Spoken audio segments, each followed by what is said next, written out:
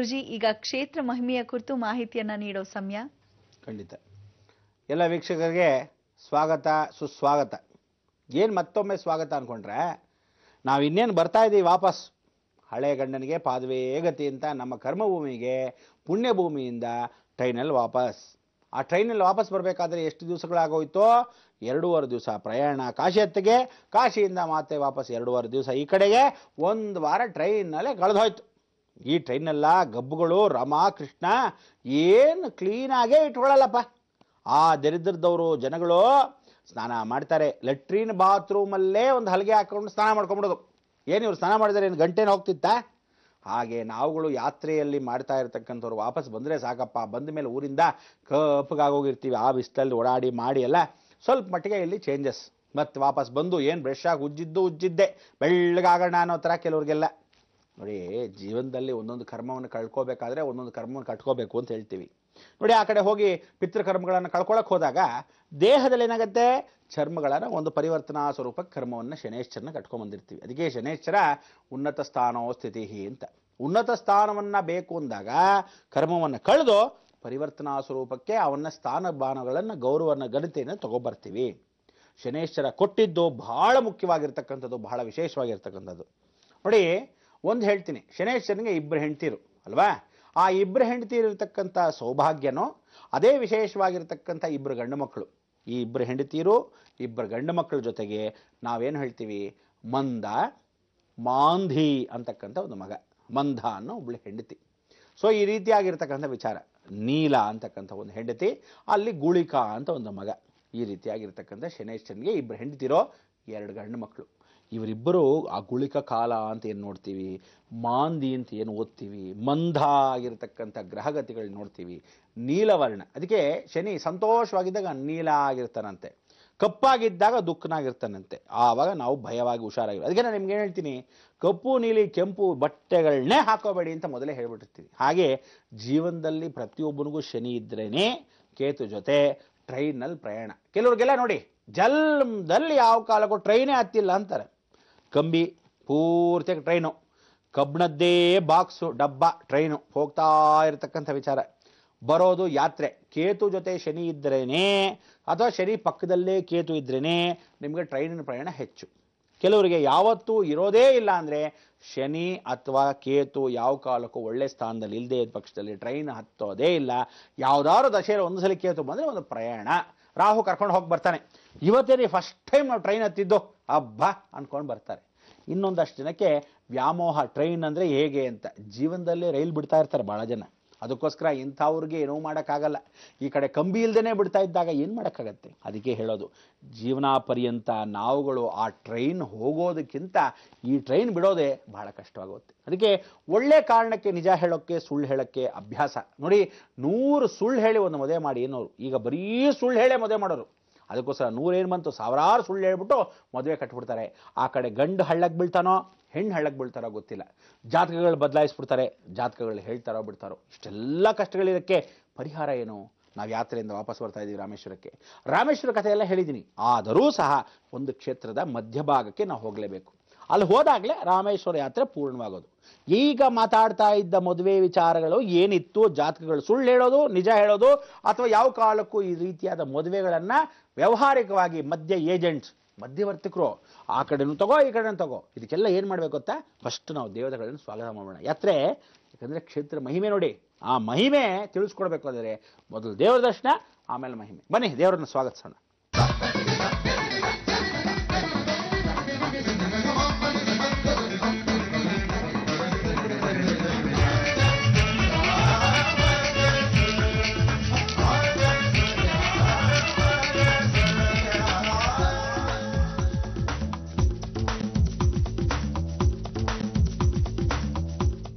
ಬನ್ನಿ ವೀಕ್ಷಕರೇ, ಬಹಳ ಸಂತೋಷ.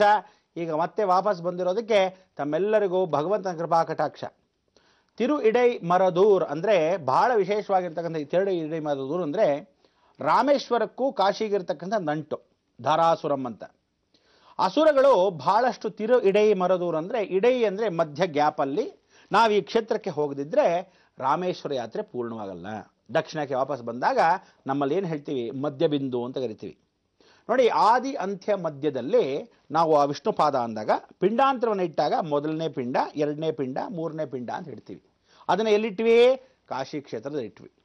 ತದನಂತರ ಹುಟ್ಟುತ್ತಾ ಬಾಲ್ಯದಲ್ಲಿರತಕ್ಕಂಥ ವಿಚಾರಗಳನ್ನು ಎಲ್ಲಿ ವಿಮರ್ಶನೆ ಮಾಡ್ಕೊಂಡ್ವಿ? ಅಕಸ್ಮಾತ್ ಅಬಾರ್ಷನ್ಸ್ ಆದರೆ ಅಥವಾ ಯಾವುದೇ ವಿಚಾರಗಳನ್ನು ನಾವುಗಳ ರಾಮೇಶ್ವರ ಕ್ಷೇತ್ರದಲ್ಲಿ ಬೇಕು ಅಂತ ಹೆಂಗಸರು ಅಬಾರ್ಷನ್ಸ್ ಮಾಡಿಸ್ಕೊಂಡಿದ್ರೆ, ಎಷ್ಟೋ ಜನ ಗಂಡಂದ್ರು ಬೇಡ ಬೇಡ ಹೆಣ್ಮಕ್ಳು ನನಗೆ ವಂಶ ಬೇಕು, ಬೆಳಿಬೇಕು, ಗಂಡು ಮಕ್ಕಳೇ ಬೇಕು, ತೆಗೆದಾಗಿ ಬಿಸಾಕು ಅಂದ್ಬಿಡ್ತಾರೆ.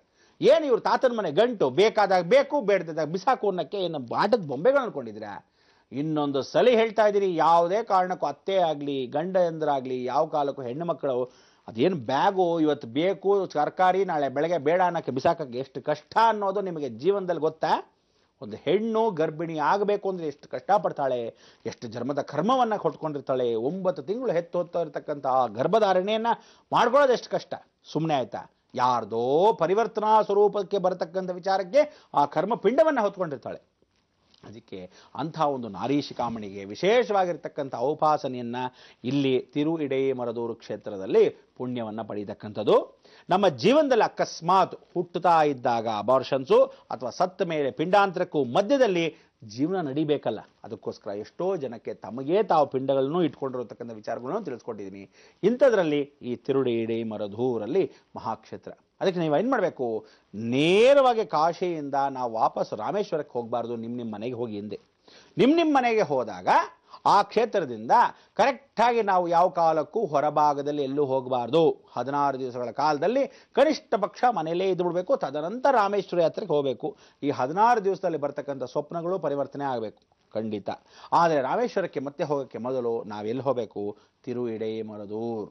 ಇಲ್ಲಿ ಕುಂಭಕೋಣಂ ಹತ್ರ ಇದೆ, ಅಥವಾ ಮಧುರೈಯಿಂದ ಹತ್ರ ಇದೆ, ಅಥವಾ ತಿರುಚೆಂದೂರಿಂದ ಹತ್ರ ಇದೆ ಮಹಾಕ್ಷೇತ್ರ. ಇಲ್ಲಿ ಹೋದಾಗ ದಾರಾಸುರಂ ಮಹಾಕ್ಷೇತ್ರ, ಪರಮೇಶ್ವರನ ಅಪ್ಪಟ ಕ್ಷೇತ್ರ. ಈ ಕ್ಷೇತ್ರದಲ್ಲಿ ಏನು ಹೇಳ್ತಾಳೆ? ಪಾರ್ವತಿ ಪರಮೇಶ್ವರ ಸ್ವತಃ ಲಂಕೆಗೆ ಅಂದರೆ ಲಂಕಾವನ್ನು ತಾನೇ ಬೇಕು ಅಂತ ಹಠ ಹಿಡಿದಾಗ ಭೂಮಿಗೆ ಬಂದು ಇವರಿಬ್ಬರು ಇಳಿದು ಕೂತ್ಕೊಂಡಿದ್ದಿದ್ದೇ ದಾರಾಸುರಂ ಕ್ಷೇತ್ರ. ದಾರಾಸುರಮಲ್ಲಿ ತಿರುಇಡೆಮರದೂರು, ತಿರುವೈಡೆಮರದೂರು ಅಂತ ಹೇಳ್ಬಿಟ್ಟು ದೊಡ್ಡದಾಗಿ ಹೇಳ್ಬಿಡ್ತಾರೆ. ಇಡೈ ಅಂದರೆ ಮಧ್ಯ ಗ್ಯಾಪ್, ಪಾರ್ವತಿ ಪರಮೇಶ್ವರ ಮಧ್ಯದಲ್ಲಿ ಗ್ಯಾಪ್ ಯಾರಿಗಿದ್ದಾರೆ? ಸುಬ್ರಹ್ಮಣ್ಯ. ಅದಕ್ಕೆ ಜೀವನ ನಡೀಬೇಕಾದ್ರೆ ಪ್ರತಿಯೊಬ್ಬನ ಜೀವನ ಎಲ್ಲಾದರೂ ಫುಲ್ ಸ್ಟಾಪ್ ಹೋಗಿದ್ರೆ ಆ ಫುಲ್ ಸ್ಟಾಪ್ನ ಮತ್ತೆ ಕಾಮ ಮಾಡೋಕ್ಕೆ ಶಕ್ತಿಯನ್ನು ಕೊಡ್ತಕ್ಕಂಥವನು ಯಾರೋ? ಸಾಕ್ಷಾತ್ ಸುಬ್ರಹ್ಮಣ್ಯ ಒಬ್ಬನೇ. ಅದಕ್ಕೆ ಇಂಥ ಒಂದು ಸುಬ್ರಹ್ಮಣ್ಯನಿಗೆ ಸೋಮಾಸ್ಕಂದರ್, ಮಹಾಕ್ಷೇತ್ರವಾಗಿರ್ತಕ್ಕಂಥ ಸೋಮಾಸ್ಕಂದರ್ಗೆ ದಾರಾಸುರಂ ಅಂದರೆ ತಿರುಇಡೆಮರದೂರು ಕ್ಷೇತ್ರದಲ್ಲಿ ದಾರಾಸುರಂ ಅಂತ ದೊಡ್ಡ ದೇವಸ್ಥಾನ. ಈ ಕ್ಷೇತ್ರವನ್ನು ಯಾರು ದರ್ಶನವನ್ನು ಮಾಡ್ತಾರೋ ತದನಂತರ ರಾಮೇಶ್ವರಕ್ಕೆ ಹೋಗಬೇಕು ಅಂತ ಈ ಮುಖಾಂತರ ತಿಳಿಸ್ತಾ ಇದ್ದೀನಿ. ಈ ಕ್ಷೇತ್ರದಲ್ಲಿ ನೀವು ಬಂದು ಏನು ಅಂದರೆ ಕರ್ಮವೆಲ್ಲ ಕಳ್ಕೊಂಬಂದಾಯಿತು. ಇನ್ನು ನಾವು ರಾಮೇಶ್ವರಕ್ಕೆ ಹೋಗಿ ಸುಖ ಜೀವನವನ್ನು ಅನುಭವಿಸಬೇಕು, ಸುಖವನ್ನು ನಮಸ್ಕಾರ ಮಾಡ್ಕೋಬೇಕು, ಸುಖದಿಂದ ಆನಂದದಿಂದ ಆಚರಿಸ್ಕೊಂಡು ಮತ್ತೆ ಬರಬೇಕು. ನೋಡಿ, ವೈಕುಂಠ ಸಮಾರಾಧನೆ ತಿಥಿ ವೈಕುಂಠ ಎಲ್ಲ ಆಗೋದ್ಮೇಲೆ ಕೊನೆಯ ದಿವಸ ಸುಖವನ್ನು ಪಡಿಬೇಕಾದ್ರೆ ಸಂತೋಷದಿಂದ ಸೂತ್ಕ ಎಲ್ಲ ಹೊಟ್ಟೋಯ್ತು ಅಂತ ಆ ಸೂತ್ಕವೆಲ್ಲ ಕಳೆದ ನಂತರ ದೇವರ ದರ್ಶನವನ್ನು ಮಾಡೋದು ಕಾಶಿಯಲ್ಲಿ ಮಾಡ್ಕೊಂಡ್ಬಿಡ್ತೀವಿ. ಆದರೆ ಈ ಒಂದು ಕ್ಷೇತ್ರನ ಮೊದಲನೇದಾಗಿ ಶಿವನ ದರ್ಶನ ಮಾಡಬೇಕಂತೆ. ಆಗ ರಾಮೇಶ್ವರದಲ್ಲಿ ರಾಮ ಕಷ್ಟಪಡ್ತಾ ಇದ್ದಾನೆ ಅಂದರೆ ಈಶ್ವರನಿಗೆ ಹುಡುಕ್ತಾ ಇದ್ದಾಗ, ಲಿಂಗವನ್ನು ಹುಡುಕ್ತಾ ಇದ್ದ ಸಮಯದಲ್ಲಿ ಪಾರ್ವತಿ ಪರಮೇಶ್ವರ ಸ್ವತಃ ಭೂಸ್ಪರ್ಶವನ್ನು ಮಾಡಿಕೊಂಡು ಕೂತಿದ್ದ ಜಾಗ ದಾರಾಸುರಂ. ಅಂತಹ ಒಂದು ಕ್ಷೇತ್ರ ಇದ್ದರೂ ಸಹ ಮಹಾವಿಷ್ಣುವಿಗೆ ಮಾಯೆ ಆಗಿತ್ತು. ಅಂದರೆ ಮಾಯೆ ಅಂದರೆ ಅಡಗಿರತಕ್ಕಂಥ ಮಾಯೆ, ಅಂಥ ಒಂದು ಶಕ್ತಿ. ಈ ದಾರಾಸುರದಲ್ಲೇ ವಿಶೇಷವಾಗಿ ಸಂಜೀವನಿ ಪರ್ವತ ಥರ ಬದಲು ಲಕ್ಷ್ಮಣ ಮೂರ್ಛೆ ಹೋಗಿದ್ದ ಸ್ಥಳ ದಾರಾಸುರಂ. ಅಂದರೆ ಲಕ್ಷ್ಮಣ ಎಲ್ಲಿ ಮೂರ್ಛೆ ಹೋಗಿದ್ದ ಅಂತ ನಾವು ಹೇಳ್ತಾ ಇದ್ದಾಗ ಆ ಮೂರ್ಛೆ ಹೋಗಿದ್ದ ಸ್ಥಳವೇ ಇವತ್ತಿಂದ ದಾರಾಸುರಂ. ಇಂಥ ಒಂದು ಕ್ಷೇತ್ರ ಸಮುದ್ರಕ್ಕೂ ಭಾಳ ಹತ್ತಿರ, ಆದರೂ ಸಹ ದೂರನೇ ಇದ್ದ ಹಾಗೆ. ಸಮುದ್ರಕ್ಕೆ ಹತ್ತಿರ ಇದ್ದರೂ ಇಲ್ಲಿ ಬಿಸಿ ಶಾಖ ಇಲ್ಲ, ಭಾಳ ಚೆನ್ನಾಗಿರುತ್ತೆ. ಆದರೆ ಮಧ್ಯಬಿಂದು ಅಂತ ಹೇಳಿ ಶಾಖನೂ ಭಾಳ ಜಾಸ್ತಿ ಇರುತ್ತೆ. ನೀರು ಹತ್ತಿರ ನದಿನೂ ಇದೆ ಅಂತ. ನದಿ ಇದ್ದರೂ ಸಹ, ನದಿ ಸಮುದ್ರ ಎರಡೂ ಇದ್ದರೂ ಸಹ ಇಲ್ಲಿ ತಣ್ಣಗೆ ಬಿಸಿ ಅಂತಲ್ಲ, ಎರಡೂ ಎಕ್ಸ್ಟ್ರೀಮ್ ಲೆವೆಲ್ಸ್.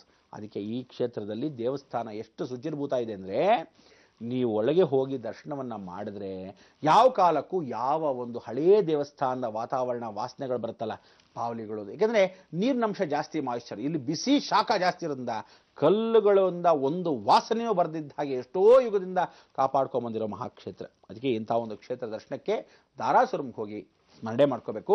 ಸೋಮಾಸ್ಕಂದರ್ ಅಂದರೆ ಸಾಕ್ಷಾತ್ ಪಾರ್ವತಿ ಪರಮೇಶ್ವರ ಮಧ್ಯದಲ್ಲಿ ಇಡೀ ಮರದೂರ್ ಅಂದರೆ ಮಧುರೈ ಮೀನಾಕ್ಷಿ, ಚಿದಂಬರ ನಟರಾಜ, ಮಧ್ಯದಲ್ಲಿ ಯಾರೋ ಸುಬ್ರಹ್ಮಣ್ಯ. ಆ ಸುಬ್ರಹ್ಮಣ್ಯನ ಕೂತ್ಕೊಳ್ಳೋದ್ರಿಂದ ನೀವುಗಳು ಸೋಮಾಸ್ಕಂದರ್. ಅದೇ ಇವತ್ತಿನ ದಿವಸ ಬುಧನ ಸ್ಮರಣೆಯನ್ನು ಮಾಡ್ಕೋಬೇಕಾದ್ರೆ ಅದೇ ಸುಬ್ರಹ್ಮಣ್ಯನು ನಂಬಿಸ್ಕೊಬೇಕು. ಹೇಗೆ ಎತ್ತ ಅಂತ ತಿಳಿಸ್ಕೋಬೇಕು.